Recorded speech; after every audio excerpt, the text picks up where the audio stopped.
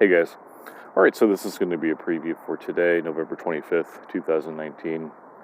I do want to talk about this story that has occurred in New York, hence the New York Yankees cap in Putnam County, where an Army veteran was engaged by the police for no good reason. Most of us in the alternative media suspect that he has fallen victim to these unconstitutional red flag laws. And we need to start talking about the seriousness of these red flag laws and the tremendous damage that they're doing to our country. So I've talked about this before. I've talked about anti-BDS legislation being a threat to the First Amendment.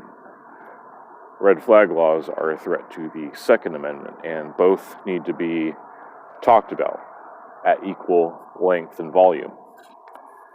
So we'll go ahead and talk about that later on. I'm going to be checking YouTube trending news to see if there's anything else going on.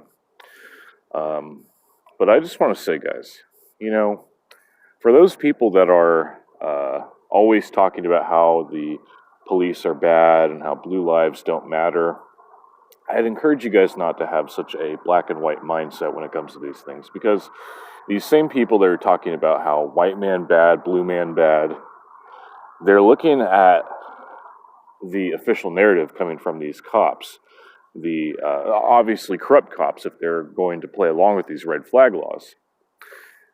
And they're buying their narrative hook, line, and sinker. It's kind of that whole same double standard when it comes to gun confiscation as a whole, and pretty much exactly the same thing. And I have asked this before. It's like, if you're a minority, why would you give up your guns? You're not going to, have the privilege of calling the police and having them show up immediately and protecting their family. No, I think you'd be better off arming yourselves. And for what it's worth, if we're having such a epidemic of white man bad propaganda, then why would white people want to give up their guns either?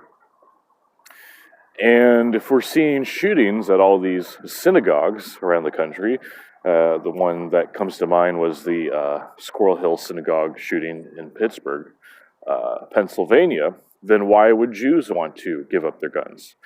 I say that every single American citizen ought to be arming themselves because it is our God-given right.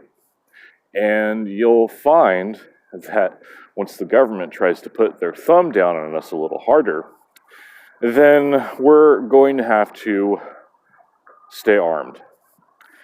And even if the government isn't there to protect us, we're still going to have to be armed in the event of a riot or some type of a wave of criminal activity.